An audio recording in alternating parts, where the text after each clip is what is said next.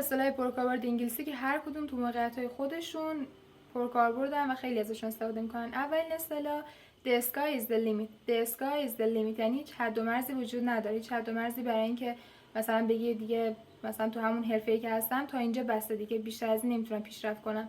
خب این اصطلاح به درد همین موقع میخوره که مثلا میگه هیچ حد و مرزی وجود نداره و اگه تلاش کنی، تمرین کنی تو حالا حرفه و کاری که هستی، همجوری این پله‌های ترقی میتونی بری بالا.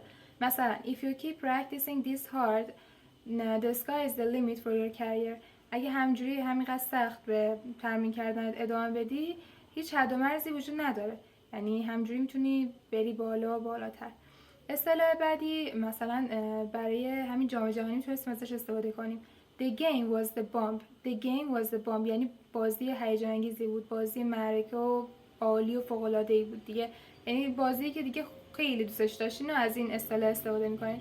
و اینجا بامبی که میگیم کلا بمب به معنی انفجار و بمب و ایناست دیگه، ولی اینجا خب یه اصطلاحه و همچین معنی نمیده، به معنی یه چیز بسیار مثبتیه، یعنی یه چیزی که حالا خیلی هیجان انگیز بوده، مثلا اون فلان مسابقه خیلی هیجان انگیز بوده، پس اینجوری استفاده میکنین The game was the bomb. به نظر شما توی این جام جهانی 2026 کدوم مسابقه بوده که ارزش داشته از این اصطلاح استفاده کنین؟ بازی بین کدوم کشور بوده؟ و اصطلاح بعدی It is what it is. It is what it is یعنی همینه که هست، خیلی مختصر مفید. It is what it is. اصطلاح بعدی وقتی که مثلا میخوای بگی درکت میکنم، میفهمم چی میگی، I feel you. I feel you. feel معنی احساس کردنه، ولی اینجا یه اصطلاح به معنی اینه که درکت میکنم. I understand you. I feel you.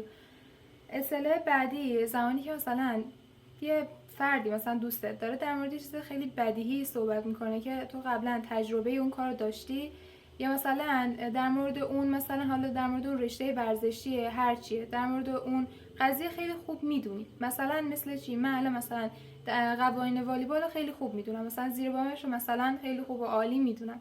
بعد اگه مثلا یه نفر بیاد به من بگه مثلا توی بازی والیبال مثلا اگه فلان کارو کنی داور ازت ایراد میگیره، نمیدونم فلان حرکت تو بازی والیبال خطاه، وقتی بیاد اینا رو به من بگه، خب مسلما من اینا رو میدونم دیگه. خب برمیگردم بهش میگم آره بابا من که اینا رو مثلا خیلی خوب میدونم، اینا رو داری به من میگی. مثلا هم گفتن یه همین چیزی توی انگلیسی میشه you're telling me یعنی آره بابا اینا رو میدونم، اینا رو داری به من میگی. یا مثلا دوستت از این نرم افزار ادیت استفاده کرده و داره حالا تجربهش رو به تو میگه که مثلا خیلی نرم افزار خیلی کلافه کننده و نرم افزار خیلی کندی بود و تو هم چون تجربه استفاده از اون نرم افزار داری، برمیگردی میگی که you're telling me یعنی آره بابا میدونم چی میگی، چون منظور تو قشنگ میدونم چیه، چون خودم مثلا تجربهشو داشتم، از اون نرم افزار استفاده کردم، میدونم که مثلا چه نرم افزار کندیه. اصطلاح بعدی وقتی که مثلا میخوایم بگین یه چیزی تقصیر من بود یا مقصر من بودم، اشتباه من بود یا هم چیزی، میگین my bad یا مثلا it is my fault یعنی تقصیر من بود. و اصطلاح آخر، این اصطلاح من خودم تو این تابستون خیلی ازش استفاده کردم، مخصوصا تو این هوای گرم، وقتی مثلا یه نوشیدنی خنک حالا خودت درست می‌کنی یا از یه جا میگیری و اون نوشیدنی خیلی بهت مزه میده، قشنگ میچسبه، اون لحظه واقعا چیزی بود، تنها چیزی بود که مثلا تو می‌خواستی، همون چیزی بود که می‌خواستی و خیلی به چی میگن اصطلاحاً میگیم که خیلی چسبید و خیلی مزه داد، میگیم that drink hit the spot.